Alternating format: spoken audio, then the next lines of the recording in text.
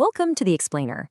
Today, we're diving into one of the most misunderstood symptoms in all of neurology, cataplexy. It's often portrayed as just collapsing from laughter. But that stereotype, it hides a much deeper, more complicated reality. And it creates a gap between the clinical definition and the real lived experience that can be, frankly, devastating. This line from advocate Solomon Briggs just hits you, right? It perfectly captures the bizarre paradox of cataplexy. Think about it. The very emotions that make us human, joy, surprise, even intense fear, can suddenly turn your own body against you, hijacking all muscle control while your mind is just stuck there, completely aware and totally helpless. All right, so to really get why there's such a huge disconnect, we have to start with the basics. What is cataplexy? That's pronounced cataplexy, supposed to be according to the textbooks. So on paper, it sounds pretty straightforward. A sudden, temporary loss of muscle tone. But as we're about to see, that simple phrase doesn't even begin to scratch the surface of what this experience is actually like. So what's actually happening in the brain here? Well, put simply, when you go into REM sleep, your brain paralyzes your body. It's a safety feature, right? It stops you from acting out your dreams. But for someone with narcolepsy type 1, there's a shortage of this key chemical called orexin.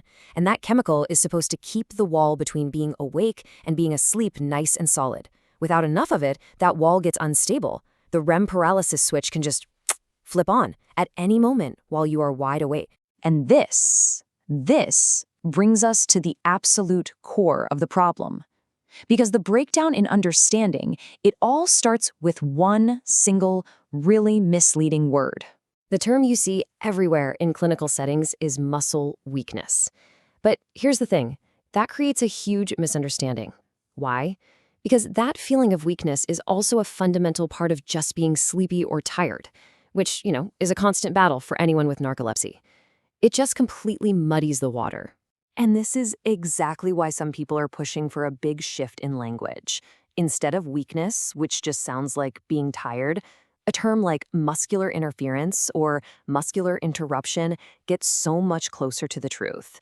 It's not about fatigue, it's about a sudden glitch-like disruption.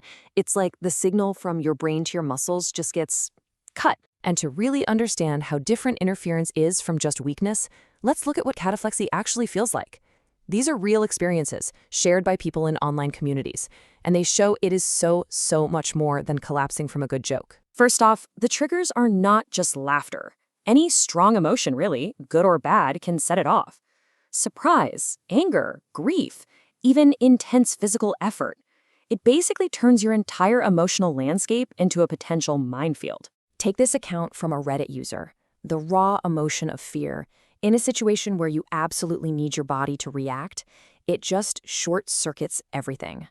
The instinct to run or fight is there, but the ability is just gone. And this one is just harrowing. A parent's most basic instinct is to run to their hurt child. But here, the very fear that fuels that instinct paralyzes them. They're forced to crawl when every single fiber of their being is screaming to run. And it finds its way into the most private, intimate moments of life. This user points out how even moments of pleasure and human connection are deeply impacted, taking away spontaneity and requiring constant planning. It just shows you how pervasive this condition really is. This right here illustrates a crucial point. Cataplexy isn't some on-off switch, it's a whole spectrum. It can be as subtle as your grip softening and dropping something, or your face drooping a bit, all the way to a full body collapse. And a lot of people only ever experience these partial forms, which is another reason the true severity can be so misunderstood, even by others with narcolepsy. So that's what you might see on the outside. But beyond all that visible stuff, there's this intense, completely invisible battle happening on the inside. A fight to just stay in control and connected to the world. A huge part of this inner experience is something often described as dissociation. Now, this isn't about losing consciousness, not at all. It's more like the connection, the wire between your conscious mind and your physical body starts to fray and short out. These analogies from people living with this are just so powerful. They paint this incredibly vivid picture of what it's like. It's the feeling of being a prisoner in your own body. You're fully aware you're in there, but you're no longer piloting the ship. And honestly, this Reddit user just sums it all up perfectly. It's that sudden, total disconnect between what you want to do and your body's ability to actually do it. It's like someone literally just yanked the power cord out of the wall.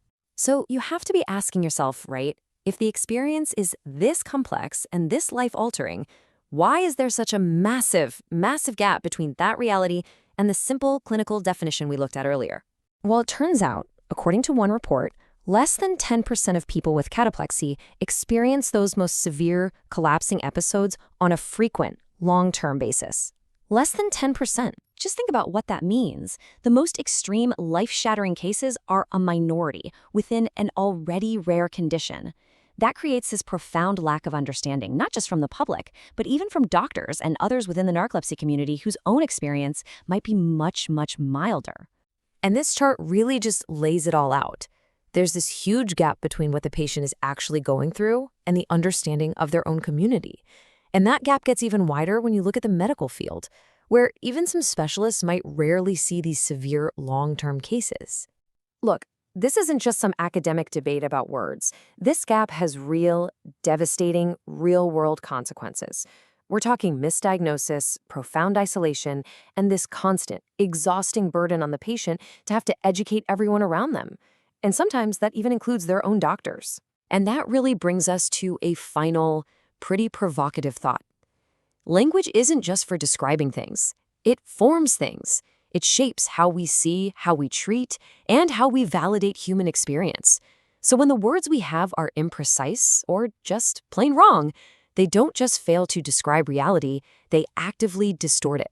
A huge thank you to Solomon Briggs and the entire r/narcolepsy community for sharing the experiences that made this explainer possible.